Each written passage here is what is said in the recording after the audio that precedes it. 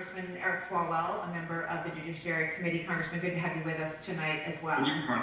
So I want to go back to, what I mentioned in the intro, because there's been all this discussion about immunity, and as I said, I think the whole country wants to have a less rancorous tone. There's been so much division between families and friends. But it is worth remembering, as we, if everyone's going to be honest on all sides here, that there was an effort to overturn the election that literally began before Election Day in 2016. So the president never got that from the other side. He never had that moment of grace period where there was hope that perhaps both sides could come together after the 2016 election. What do you say about that now, looking back? That's false. What you just said is false. Actually, I sent a tweet congratulating the president when he won. I issued an official statement. President Obama hosted Donald Trump 2 days after the election. I went to the inauguration, sat 8 rows away from the president.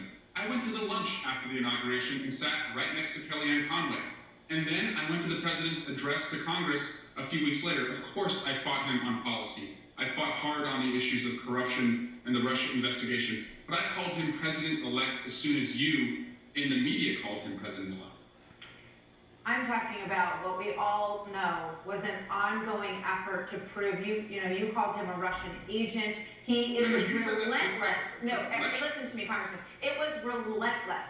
And there was never any space to breathe. We watched Nancy Pelosi storm out of the room several times. The efforts, so it's perfectly nice to say, I sent the tweet and I showed up at the event. But we all know that there was an effort to call this president illegitimate from day one. And it turned out, at some point there has to be some recognition that it turned out that it fell apart, okay? And the most recent example of that is the declassification of documents, which just happened last week during the election.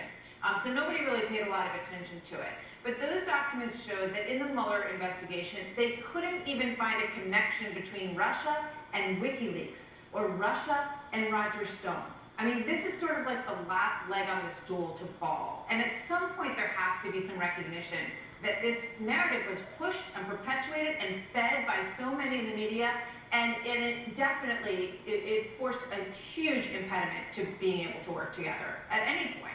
Martha, this both sidesism is so destructive. We're talking about a man who refuses to acknowledge that every network has called Joe Biden president-elect. He will not authorize his agencies. And that's exactly what Hillary Clinton said that Joe Biden should do, Congressman. So if it takes a few days or a week or so to figure it out, why would you have a problem with that?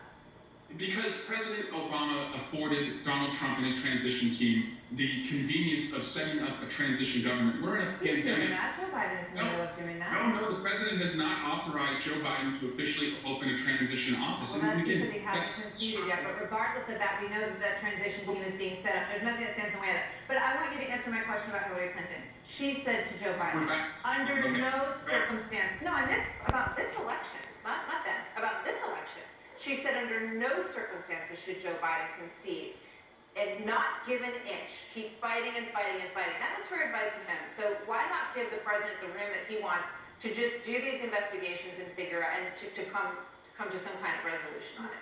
Donald Trump has won the state of denial. He can be in that room as long as he wants, Martha, but he needs to turn over the keys to Joe Biden so that we can address this pandemic. And I would just ask you, did your network falsely call Joe Biden the winner? Because you're talking like someone who doesn't believe it. 270 electoral votes? No, I'm not. You didn't listen to what I said in the introduction then, because what I said was there are two very clear things here. We have a president-elect, Joe Biden, and we have a President Trump who has not yet conceded because of the ongoing investigations. Both of those things are true. Both of those things are rightful courses of action that can be pursued at this point. It's happened before in history, and there's every reason to allow that process to happen. So if that were the case, so if Joe Biden were proceeding in an investigation right now, and President Trump would win, you would say the same to him? Time to back off, make sure that you just let the president continue? If Donald Trump wants to go to court, great, go to court, but he should turn over the keys. I think you know the answer. All right, thank you very much. Good to have you with us tonight, Eric Swalwell.